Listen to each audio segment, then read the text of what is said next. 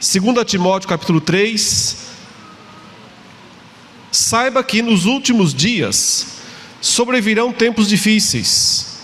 Isso porque os homens serão amantes de si mesmos, apegados ao dinheiro, arrogantes, orgulhosos, blasfemos, desobedientes aos pais, ingratos, ímpios, insensíveis, irreconciliáveis, caluniadores, sem domínio próprio, cruéis, inimigos do bem, traidores, impetuosos, soberbos, mais amantes dos prazeres do que amantes de Deus. Embora tenham aparência de piedade, negam o seu poder. Afaste-se desses também. Estes são os que se introduzem pelas casas e seduzem mulheres vulneráveis, carregadas de pecados, as quais se deixam levar por toda espécie de desejos.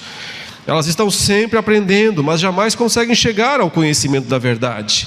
Como Janes e Jambres se opuseram a Moisés, estes também resistem à verdade. Esses homens têm a mente depravada e são reprovados na fé. Contudo, não irão longe, pois a insensatez deles se tornará evidente a todos, como no caso daqueles dois. Entretanto, você tem seguido de perto o meu ensino, a minha conduta, o meu propósito, a minha fé, a minha paciência, o meu amor, a minha perseverança, as perseguições e os sofrimentos que enfrentei, coisas que me aconteceram em Antioquia, Icônio e Listra. Suportei essas perseguições e o Senhor me livrou de todas elas. De fato, todos os que desejam viver piedosamente em Cristo Jesus serão perseguidos. Contudo, os perversos e impostores irão de mal a pior, enganando e sendo enganados. Quanto a você, porém, permaneça nas coisas que aprendeu e das quais tem convicção, pois sabe de quem as aprendeu. Porque desde criança você conhece as Sagradas Escrituras, que são capazes de torná-lo sábio para a salvação por meio da fé em Cristo Jesus. Toda a Escritura é inspirada por Deus e útil para o ensino, para a repreensão, para a correção e para a instrução na justiça, a fim de que o homem de Deus seja apto e plenamente preparado para toda boa obra. Na presença de Deus e de Cristo Jesus, que há de julgar os vivos e os mortos por sua manifestação e por seu reino, eu o advirto solenemente: pregue a palavra, esteja preparado a tempo e fora de tempo, corrija, repreenda, encoraje com toda a paciência e ensino, pois chegará o tempo em que não suportarão a sã doutrina. Ao contrário, segundo os seus próprios desejos, juntarão para si mesmos mestres que lhes digam o que os seus ouvidos coçando desejam ouvir. Eles se recusarão a dar ouvidos à verdade, voltando-se para os mitos. Você, porém, seja moderado em tudo, suporte os sofrimentos, faça a obra de um evangelista, cumpra plenamente o seu ministério. Até aí, meus irmãos e irmãs, a leitura da palavra de Deus. Notem que o apóstolo Paulo faz aqui um alerta. Ele coloca diante de Timóteo, uma placa dizendo: perigo, fique atento, virão tempos perigosos. O verso 1 diz isso: saiba que nos últimos dias, e interessantemente a palavra últimos aqui é a palavra escatom, quase como se ele dissesse, os dias do fim serão tempos, e aí ele usa a palavra para período ou época, não tanto uma época cronológica, não tanto dias contados, mas o espírito da época, seria por assim dizer. E o termo então é difíceis. Essa tradução da palavra que aparece na língua original, difíceis, ela enfraquece um pouco o sentido. É uma palavra muito forte, que costuma ser utilizada na Bíblia para descrever coisas muito ruins mesmo, algo muito violento, algo extremamente perverso, quase como se Paulo dissesse assim: tempos de violência vêm por aí. Mas não é violência física necessariamente, embora também ela possa estar presente.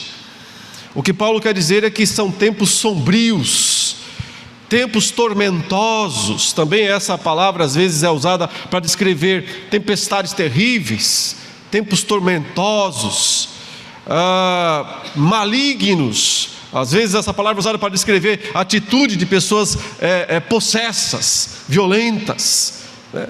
Ou seja, é um termo realmente muito forte e que descreve a realidade do mundo dos dias de Paulo para frente, podemos dizer assim, como sendo uma realidade extremamente ruim, difícil e complicada.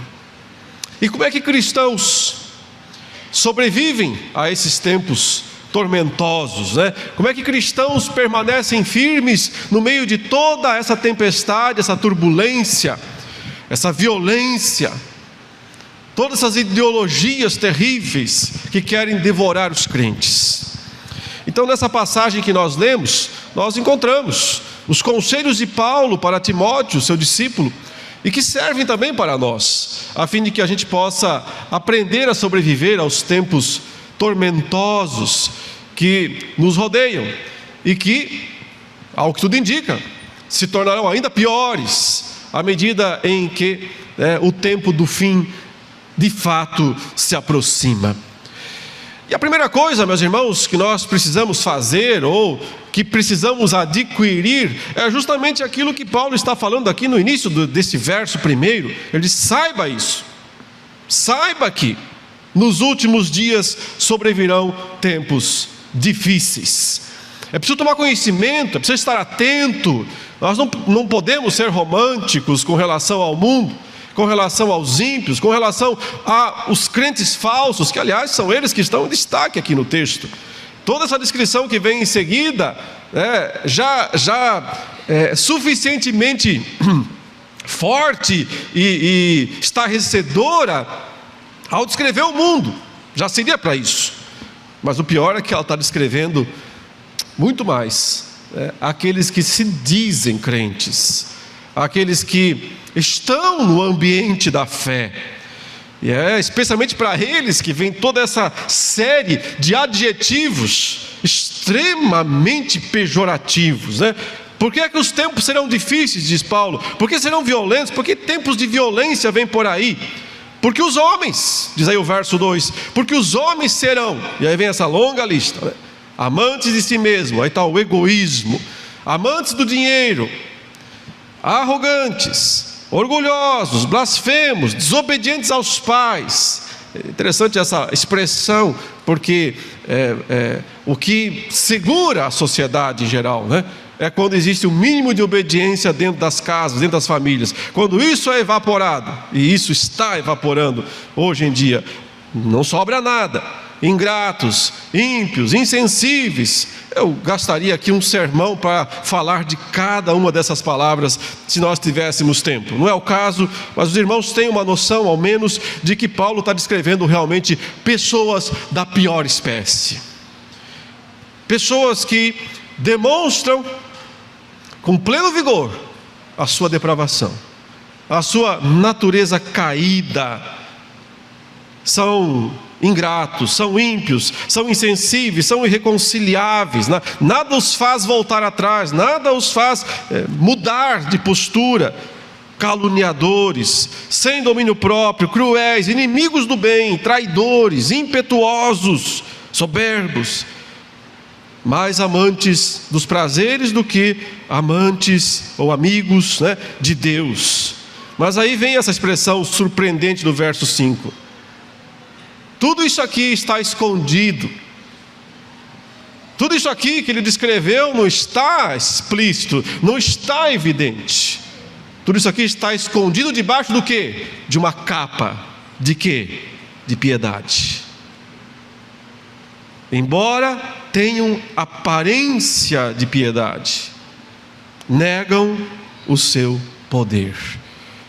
Todas essas características, qualidades pejorativas aqui estão encobertas, não aparecem de cara, porque uma capa de hipocrisia, uma capa de piedade falsa, de aparência, dissimula tudo isso. E é aqui que nós percebemos que ele não está falando lá do mundão mesmo, que ele não está falando lá da onde não se espera nada. Porque do mundão nós não podemos esperar nada e seríamos muito ingênuos se esperássemos. mas espera-se do povo de Deus. Sim, há muita expectativa em relação ao povo de Deus, que demonstre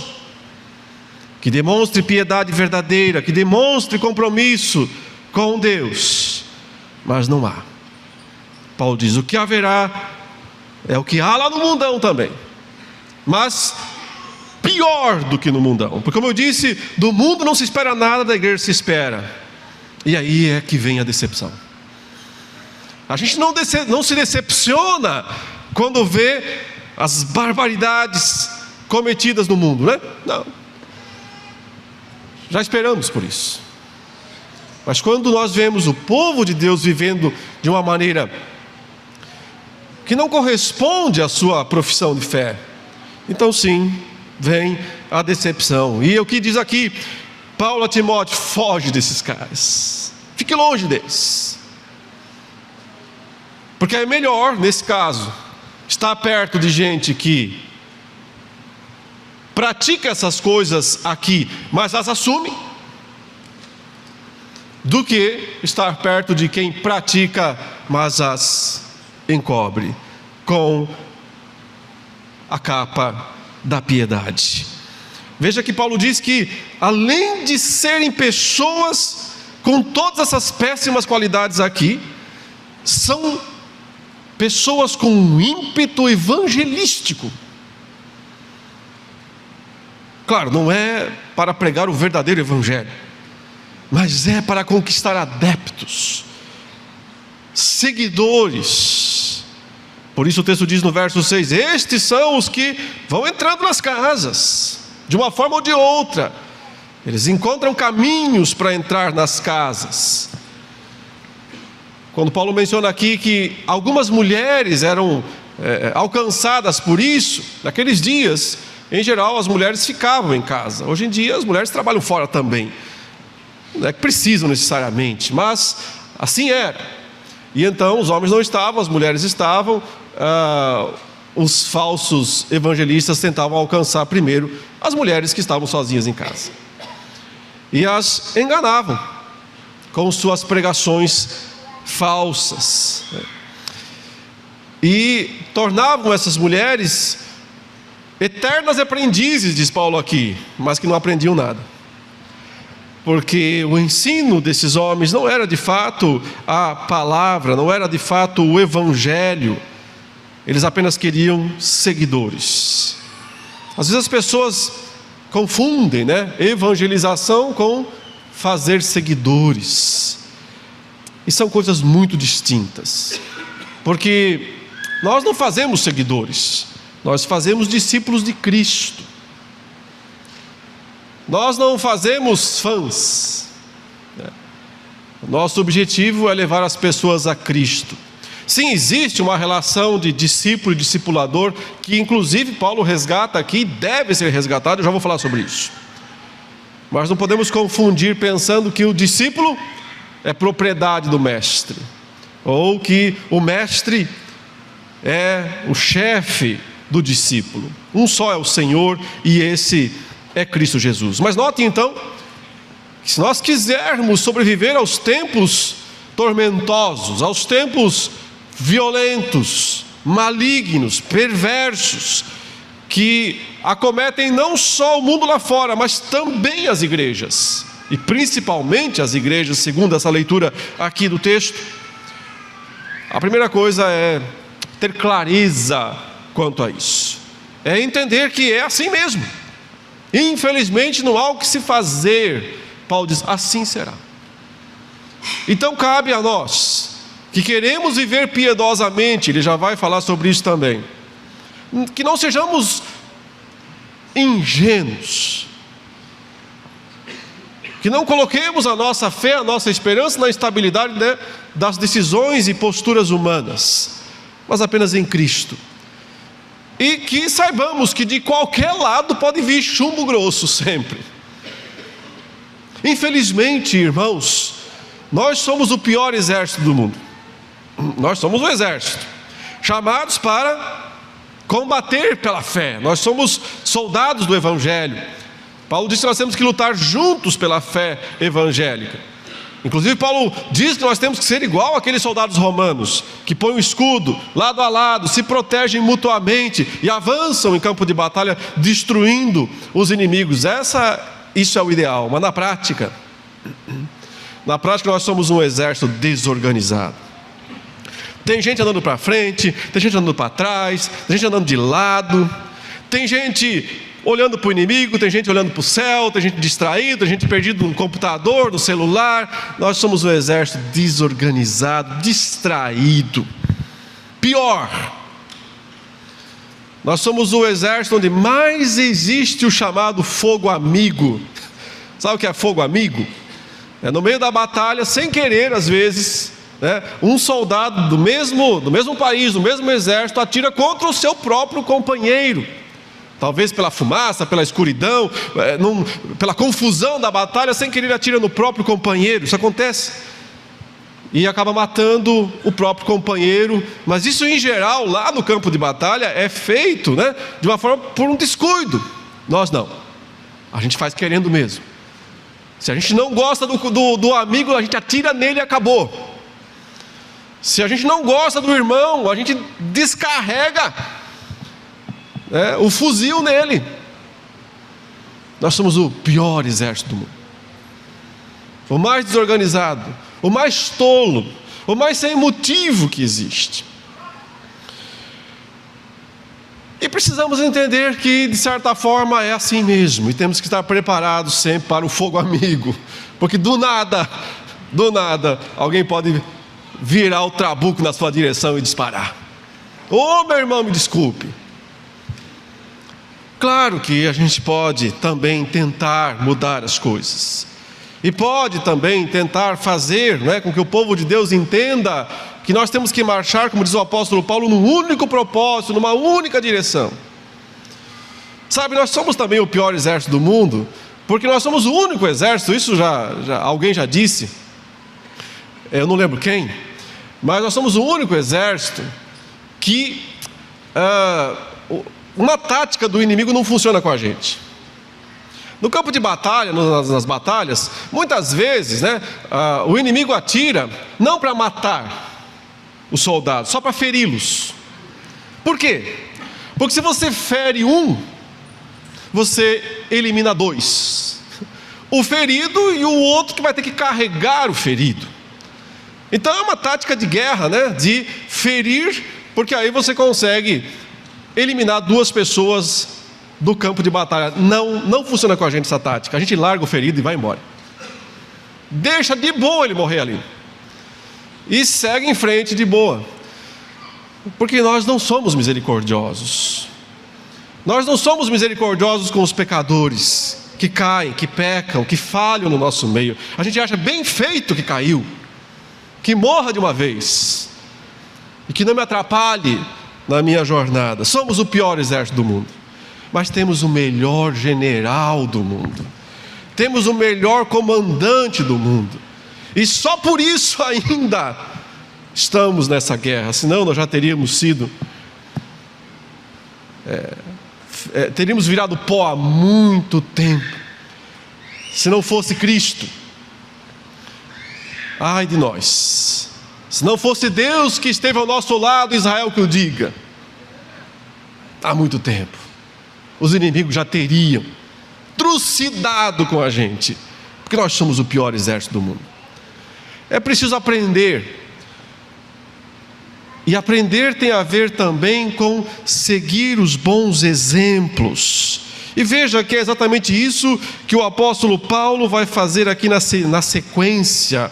Ele vai dizer a Timóteo no verso 10: entretanto, você tem seguido de perto o meu ensino, a minha conduta, o meu propósito, a minha fé, a minha paciência, o meu amor, a minha perseverança, as perseguições e os sofrimentos que enfrentei, coisas que me aconteceram em Antioquia, Icônio e Listra. Suportei essas perseguições e o Senhor me livrou de todas elas. De fato, todos que desejam viver piedosamente em Cristo Jesus serão perseguidos. Contudo, os perversos e impostores irão de mal a pior, enganando e sendo enganados. Nós precisamos, se nós quisermos sobreviver aos tempos difíceis e tormentosos que nos rodeiam e que certamente se tornarão ainda piores. Nós temos que ter gente boa do nosso lado. Nós temos que nos aproximar de quem realmente vale a pena estar ao lado. Não desses caras aqui em cima que só tem capa e aparência de piedade, mas daquelas pessoas que têm provado, não só por suas palavras, mas acima de tudo por suas atitudes, em meio aos momentos terríveis da vida, que elas permaneceram fiéis a Cristo Jesus. Por isso, interessantemente, Paulo aqui, ele não diz a Timóteo: Timóteo, siga o meu exemplo. Ele diz: Timóteo, você está seguindo o meu exemplo. E é claro, porque os mesmos sofrimentos que Paulo estava enfrentando na sua vida, Timóteo também estava. Então aqui Paulo apenas faz uma constatação, mas que para nós tem que ser também uma realidade. Algo interessante aqui que vem à tona, né? Irmãos, ninguém sobrevive sozinho. Hoje a gente vive o tempo dos desigrejados, as pessoas que acham que podem viver a fé, o cristianismo, de uma forma independente, na sua casa, no seu lar, fechadinho, sem ir para lugar nenhum. Estão muito enganados. Ninguém sobrevive sozinho. A igreja é um corpo, o corpo de Cristo. Cada membro faz parte desse corpo. Sozinho ele é nada. Sozinho, corta o seu dedo e deixa ele sozinho na sua casa. Quanto tempo seu dedo sobrevive lá? Sozinho. Corte seu pé e deixe-o em algum lugar. Quanto tempo ele sobrevive? Não. O membro tem que estar ligado ao corpo. O membro precisa do corpo, mas também o corpo precisa do membro. Porque sem o pé é difícil caminhar, sem o dedo é difícil fazer inúmeras tarefas e funções. Frequentemente a igreja não funciona bem. Já disse, somos o pior exército do mundo. A igreja não funciona bem algumas vezes. Por quê? Porque seus membros estão debilitados. Porque seus membros não estão ativos. Não estão fazendo o que devem fazer. Não estão cumprindo a sua função no corpo de Cristo. É muito fácil, frequentemente, falar mal da liderança da igreja, né? Que não fazem as coisas direito, não fazem as coisas certo, quando cada membro não está fazendo sua função também. Nós não somos um show de auditório, que o que importa é que o cara da frente lá divirta bem o povo, conduz. Nós não somos isso. Nós somos um exército, nós temos que lutar. O cara da frente só pode dizer: vamos por aqui, vamos por ali, atira lá, defenda aqui, defenda lá. Mas se cada soldado não faz a sua parte, esqueça. O inimigo vai entrar trucidando. Ele só não nos destrói de vez, porque o nosso general não deixa. Aqui Paulo fala: Timóteo, você tem seguido de perto. Você conhece a minha história. É interessante aqui, Paulo, ele está escrevendo essa carta a Timóteo. Esse é o legado de Paulo, é a última carta que ele escreve, poucos dias ou meses talvez antes de ser executado, decapitado. Ao que tudo indica, ele foi decapitado em Roma no ano 64, talvez 65, é mais provável que 64, pela sua fé em Cristo Jesus. Ele está escrevendo no seu último suspiro, dando a sua última contribuição, e ele se lembra aqui de um dos seus primeiros episódios. Aqui ele fez ele resgatou algo de 20 anos atrás, talvez 30, mais provável que uns 25 por aí. A data exata nós não temos. Ele disse: você lembra, Timóteo? Lembra de Antioquia? Lembra de Icônio? Lembra de Listra? E só não mencionou a última, que era Derbe, onde a coisa de fato foi pior de tudo. O que aconteceu? Foi a sua primeira viagem missionária. Começo de tudo. Tinha acabado de sair da Antioquia, da Síria. Atos 13. Viajou para o norte, foi até a região da Galácia, começou a pregar lá. O que aconteceu? Levou pedra, literalmente. Não figuradamente, literalmente foi apedrejado. Então, Timóteo, você sabe, né? Nós dois sabemos desde o começo o que significa querer viver piedosamente. Nós sabemos, na prática. Para os Gálatas, ele escreveu aquela carta, onde ele disse no final da carta: olha, parem de me encher as paciências, ninguém me moleste, eu já tenho marcas suficientes para carregar. Eu já carrego as marcas de Cristo no meu corpo. Não eram as estigmata lá, que os místicos às vezes pensam. Para mim eram apenas marcas de pedra. Um apedrejamento deixa marca para o resto da vida. Cicatrizes por todo o corpo. É isso que ele disse: eu carrego, como Jesus, eu também carrego cicatrizes. E ele diz a Timóteo: e você está nesse caminho, Timóteo, e que bom que está, porque esse é o caminho correto. O caminho de tentar se livrar das tribulações e perseguições não é o caminho do fiel. O caminho do fiel é o de enfrentar o que tiver que enfrentar para permanecer piedoso. Não a capa falsa da piedade, mas o viver piedosamente em Cristo Jesus que ele menciona aqui. Mas olha essa relação aqui entre Paulo e Timóteo. Que coisa bonita, né? Não são crentes avulsos. Olha essa relação bonita. Sou seu pai, você é meu filho. Tenho para mim, meus irmãos, que a razão principal da grande fraqueza da igreja hoje é justamente porque não segue esse princípio do discipulado. Nós não fomos chamados para sermos crentes avulsos. Nós fomos chamados para sermos discípulos uns dos outros. E claro, em última instância, de Cristo.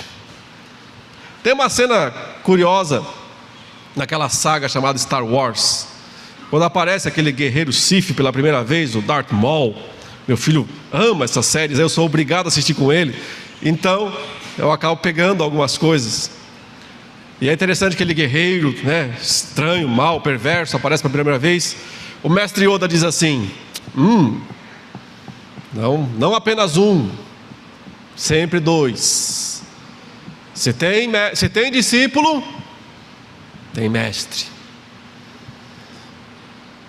É mais ou menos isso. Claro que lá era o lado sombrio da força, mas é mais ou menos isso que também se devia dizer de cristãos. Não, um só não tem, sempre dois. Se tem cristão verdadeiro, tem mestre verdadeiro. Relação de mestre e discípulo.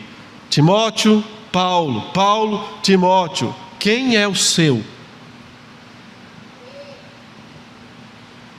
Se você não tem na ponta da língua o nome, seja para o que foi o seu mestre, ou seja para quem agora você está discipulando, se você não tem na ponta da língua esses nomes, algo está muito errado com a sua vida. E eu tenho que lhe dizer isso. Você está vivendo um cristianismo de aparência.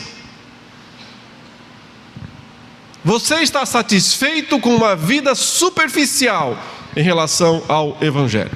Não estou dizendo que você está perdido, que você não vai para o céu, que o Senhor não vai lhe dar a vida eterna. Não estou falando isso não.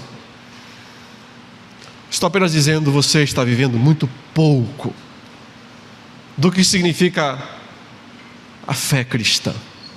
Sempre dois. Sempre tem que ter mais alguém. Porque nós não somos avulsos.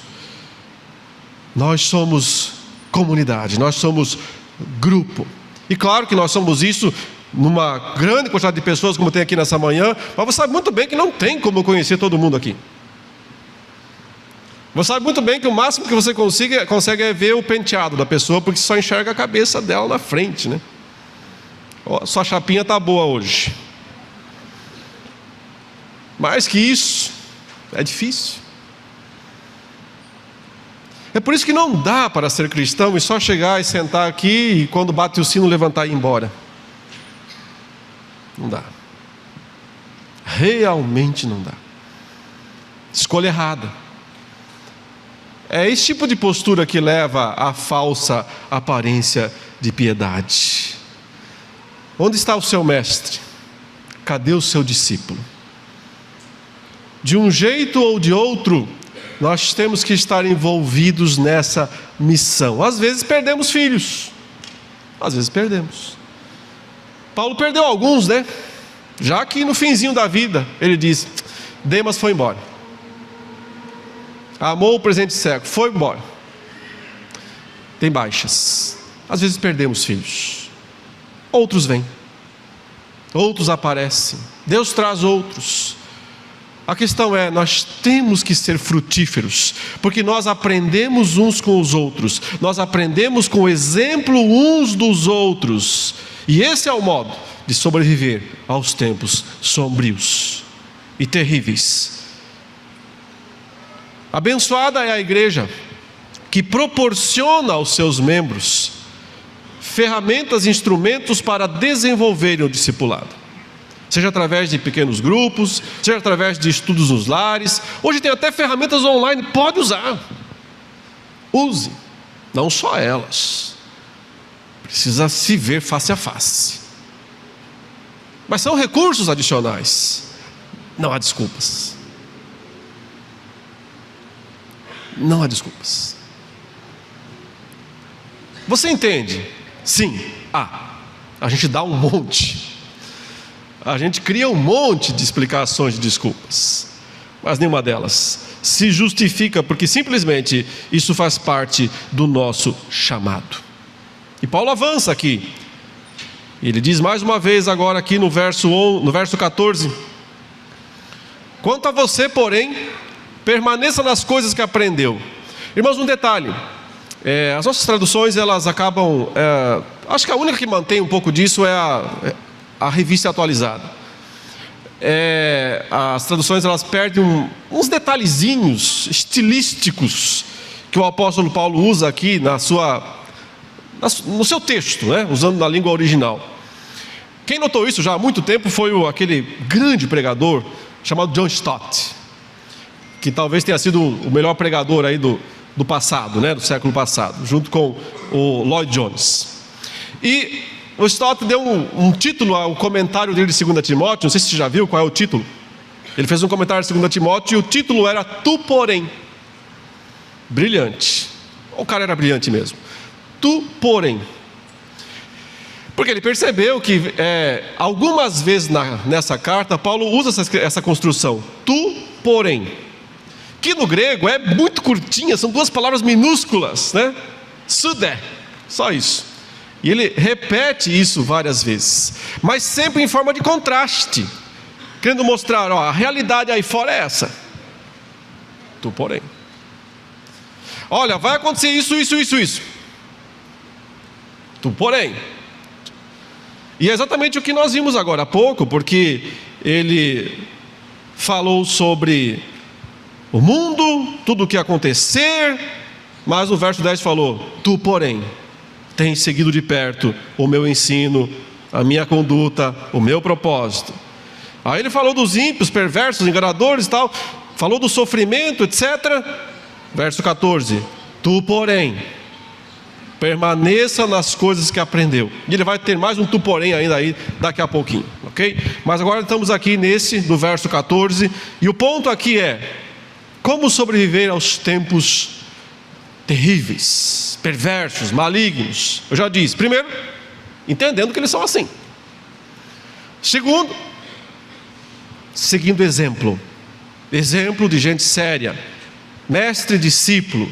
Não tem crente avulso, cumprindo o seu papel aí no corpo de Cristo, encarando a realidade do sofrimento, mas vendo isso na prática, na vida uns dos outros. E agora ele diz, e esse é o ponto central do texto: permanecendo nas Escrituras. Quanto a você, porém, agora é ordem, imperativo: permaneça. Permaneça nas coisas que aprendeu e das quais tem convicção, pois sabe de quem as aprendeu. Mais uma vez a relação segura, mestre-discípulo. Mas o que é que de fato Timóteo aprendeu com Paulo? E não só com Paulo, mas porque aqui, entra não só a família espiritual, mas a física.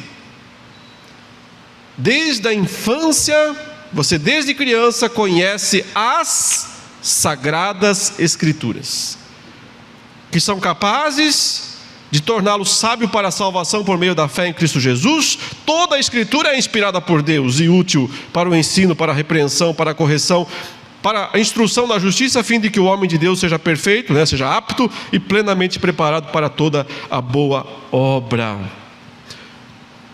Não basta apenas seguir bom exemplo, porque o bom exemplo pode ficar ruim em algum momento da história, infelizmente.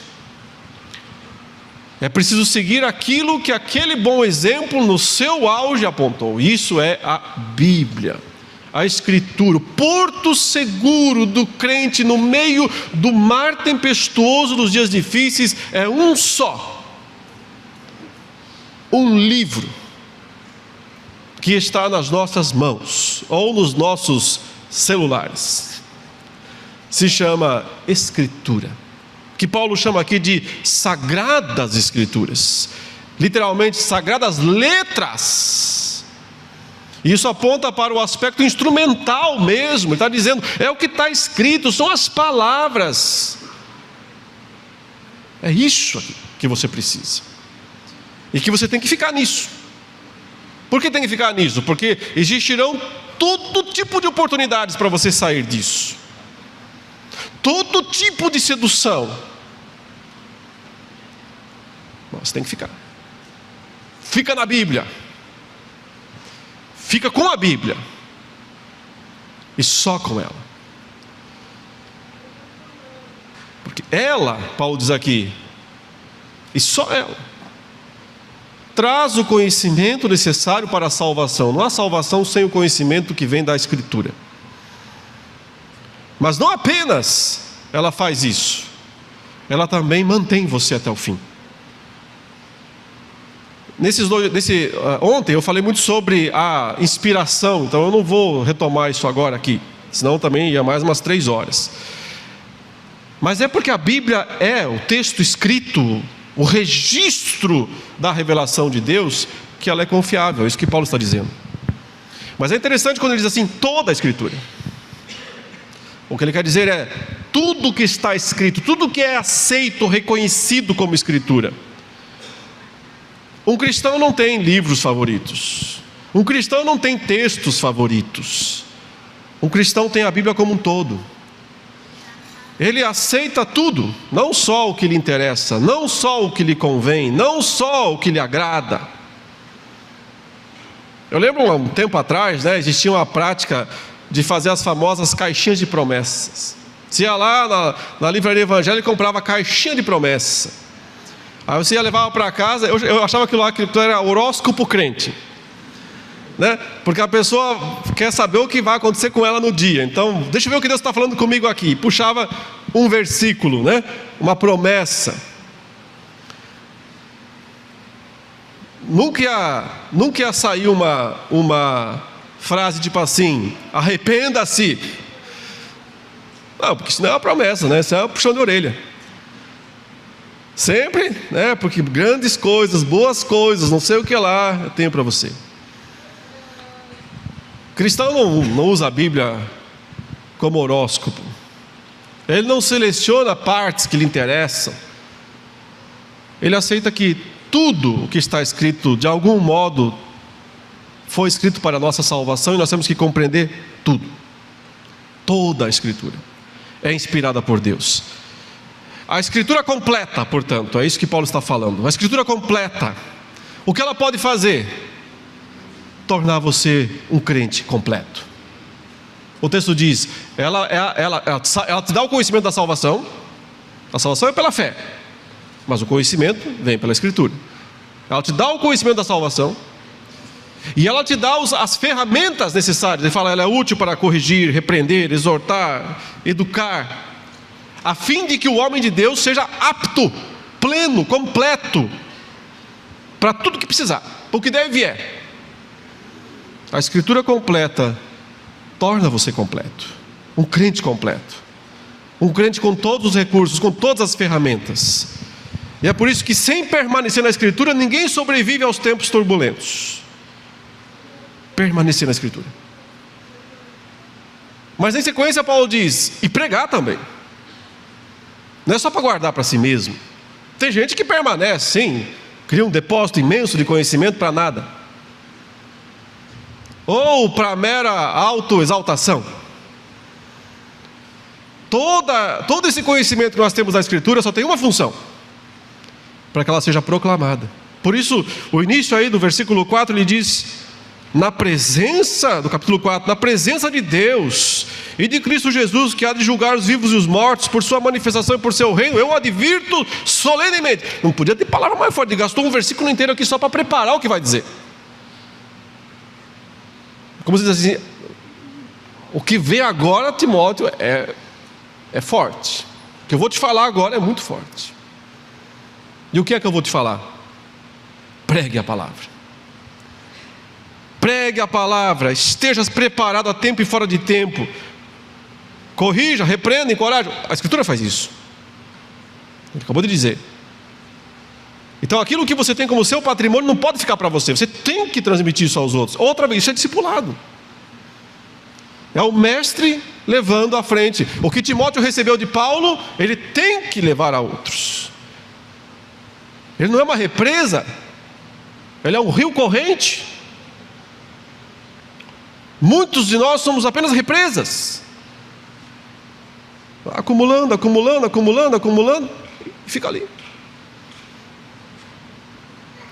No final a água fica turva, barrenta. Nós não somos represas, nós somos rios, fontes de água viva, que fluem do nosso coração. Jesus disse que o Espírito Santo ia ser isso. Necessariamente nós temos que levar adiante o legado, transmiti-lo a outros. Pregue a palavra sempre, em qualquer momento. É isso que ele diz aqui. Corrija, repreenda, encoraje com toda a paciência e ensino. Mais uma vez, não se engane quanto aos tempos. Chegará o tempo em que não suportarão a sã doutrina, ao contrário, segundo os seus próprios desejos, juntarão para si mesmos mestres que lhes digam o que os seus ouvidos coçando desejam ouvir. Essa é a clássica aqui de Paulo, né? A coceira dos ouvidos. As pessoas vão inventar mestres para si. É muito diferente quando você é escolhido pelo mestre, do que quando você escolhe o seu mestre. Qual a diferença? Quando você escolhe o seu mestre, você escolhe aquele que te agrada, aquele que vai dizer tudo o que você quer, aquele que na verdade você só está escolhendo um fantoche, porque você é o seu mestre. Você é seu próprio mestre. Você só escolheu um fantoche para falar tudo o que você quer ouvir. Mas quando o mestre é de verdade, ele não fala só o que você quer ouvir. Ele fala o que tem que ser dito. Ele fala o que tem que ser falado. E aí, meu querido, dói o ouvido, dói o coração. A coceira leva a inventar mestres para si mesmos. Para sobreviver aos tempos turbulentos, irmãos, primeiro entendê-los, não ter ilusões, compreender a realidade, assumir o fardo. Segundo, seguir exemplos verdadeiros, relações, conexões verdadeiras entre pessoas. Ninguém é avulso. Paulo, Timóteo, segue meu exemplo, Timóteo, fica firme nessa. Esse é o caminho, Timóteo. Quem é seu mestre? Quem é seu discípulo? Onde está você no corpo de Cristo? O que você faz no corpo de Cristo? Jesus já disse: o ramo cortado da videira seca e morre. Em terceiro lugar, permanece na palavra e prega a palavra. Não só permanecer e pregar. Permanece na Escritura e prega a palavra, em qualquer situação. Sem ilusões, outra vez. Sem ilusões. Muitas pessoas até pregam, mas só se tiverem muito resultado. Não, o resultado não é nosso. É o Senhor que dá o resultado, se Ele quiser. A nossa parte é fazer o que tem que ser feito, da forma correta. E deixar com Deus o que tiver que ser, ou não. Pode ser que Deus use a nossa vida para salvar muitas pessoas. Pode ser que Deus use a nossa vida apenas para condenar muitas pessoas. Espero que não, mas se for, também é tarefa. Também faz parte do trabalho do ministério. E é por isso que o último conselho de Paulo para Timóteo e aí começa outra vez com o tu, porém, versículo 5. Você, porém, seja moderado em tudo. Suporte os sofrimentos, faça a obra de um evangelista, cumpra plenamente o seu ministério. E depois ele fala dele próprio aqui na sequência: eu já estou sendo derramado como oferta de bebida, o tempo da minha partida está próximo, combati o bom combate, terminei a corrida, guardei a fé, agora está reservada para mim a coroa da justiça, que o Senhor, justo juiz, me dará naquele dia, e não somente a mim, mas também a todos os que amam a sua vinda. Ou seja, é isso que significa ser moderado, suportar os sofrimentos, fazer o trabalho do evangelista e cumprir plenamente o seu ministério. Veja, ele começa com a palavra moderado, que é uma palavra que hoje em dia as pessoas já não gostam mais dela, porque hoje em dia as pessoas acham que é mais importante ser extremado, e que extremismo é virtude. Extremismo é fanatismo, extremismo não é virtude.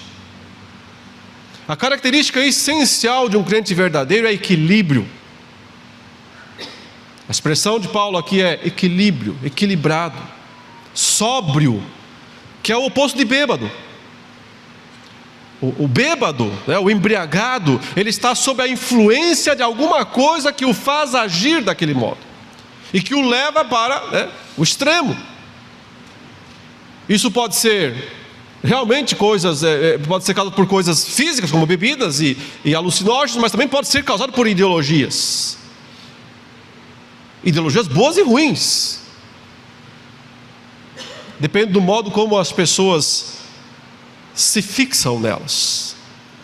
E o que Paulo diz aqui é equilíbrio, Timóteo. Moderação, Timóteo. Sobriedade. Você tem que ficar assim até o fim.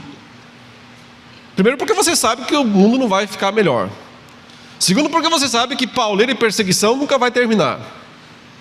Terceiro, porque você sabe que as pessoas não vão querer ouvir o que você tem a falar. E mesmo assim você tem que continuar fazendo as coisas de uma forma calma, equilibrada, modesta. A Timóteo, Paulo diz na primeira carta: o servo de Deus não é brigão. Não é correto que o servo de Deus viva a contender. E hoje em dia, quando eu olho para os defensores do evangelho na internet, eles só brigam. A alegria é brigar. A alegria é discutir, a alegria é debater. Paulo fala a Timóteo: foge do debate, Timóteo. Ele fala de uma dupla de influencers da época, chamado Himeneu e Fileto, Himeneu e Alexandre, e ele fala deles: a linguagem deles corrói como câncer. A expressão é metástase. A linguagem deles causa metástase. A linguagem. Então ele diz o seguinte: se você entrar no debate, já perdeu. Porque você entrou numa linguagem que corrói como câncer. O servo de Deus não é chamado para isso. porque isso é perda de tempo. O servo de Deus é chamado a pregar o Evangelho, a permanecer na Escritura e a pregar o Evangelho, mostrando equilíbrio e moderação diante de um mundo desequilibrado, frequentemente diante de uma igreja desequilibrada. Sempre tem que lembrar que o início do texto está falando dos crentes. Alguém tem que mostrar equilíbrio no meio dessa balbúrdia. E o Senhor está chamando pessoas para isso. E está dizendo a Timóteo: seja assim, Timóteo. Seja moderado, seja resiliente, suporta os sofrimentos, aguenta as pancadas. Ele não está dizendo aqui devolva as pancadas. Está dizendo, aguente as pancadas. Faça a obra de um evangelista, pregue o Evangelho. E leve até o final o seu ministério. Cumpra plenamente o seu ministério, como eu, que estou terminando em grande estilo, Timóteo. Cheio de aplausos, carreatas em minha homenagem, pessoas me trazendo aqui presentes. Não. Estou terminando meu ministério na cadeia, no calabouço romano. Acabou de sair a primeira instância de Paulo. Ele acabou de dizer aí, primeira instância já foi, adivinhe? Perdi. Fui condenado. Como agitador, como subversor da cultura romana. No meu julgamento, não apareceu ninguém para me defender. Como é que pode isso?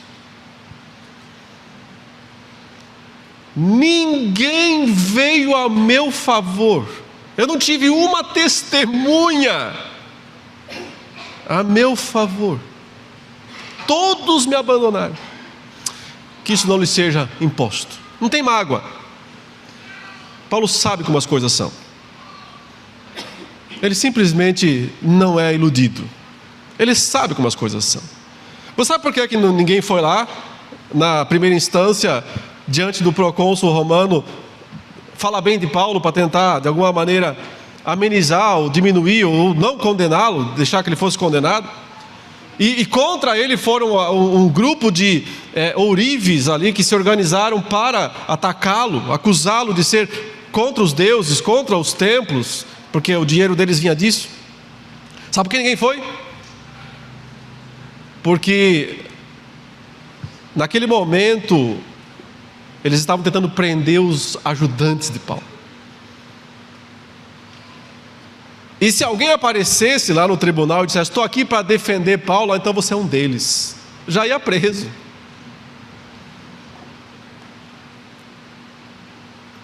Ninguém foi. Nós iríamos, sabendo que ir diante da autoridade significaria ficar preso também. Será que nós iríamos? Mas o que é ser cristão, afinal de contas? É só ficar tentando receber coisas boas? Ou ser cristão é colocar a cabeça debaixo da espada, se necessário for? Veja Paulo dizendo aqui: eu já estou sendo oferecido por libação. Ou seja, era um ritual da época. Em cima do sacrifício derramava um pouquinho de vinho. Eu sou esse vinhozinho aqui derramado em cima do sacrifício de Cristo, eu vou morrer. Paulo percebe que só falta mais uma instância de condenação. Ela sairia em poucos meses, como saiu e como de fato ele foi decapitado. E ninguém foi com ele, e ninguém o ajudou. Mas eu combati o bom combate, Paulo fala. Completei a carreira, guardei a fé. Já a coroa da justiça me está reservada. E não somente para mim, até para essa galera que me abandonou. A todos os que amam sinceramente a sua vinda. Acima de tudo, irmãos, e finalizando, aprendamos, que ser cristão não é brincadeira. Não é um passeio. Não é uma moda. Não é um passatempo. Não é diversão. Ser cristão é seguir o Cristo. E Ele sempre vai para a cruz. É para lá que nós vamos. Primeiro, não seja iludido. Como 90% das igrejas fazem por aí. É uma fábrica de ilusão. São fábricas de ilusão, criando iludidos. Não sejamos iludidos. Saiba, porém, isso, os tempos serão difíceis. Em segundo, vamos procurar nossos mestres e nossos discípulos. E vamos viver uma relação de conexão verdadeira, orgânica uns com os outros, sem ser avulso. Não há espaço para individualismo no corpo de Cristo. Não há espaço para individualismo. É corpo, é nós, não eu. Sempre nós. Terceiro, Bíblia sempre no centro. Bíblia, Bíblia, Bíblia, Bíblia, Bíblia e só Bíblia. Nela nós temos que permanecer, mas não como represa, e sim como rios. Porque cheios dela, nós temos que encher os outros. Levar essa palavra a todos que pudermos. E finalmente,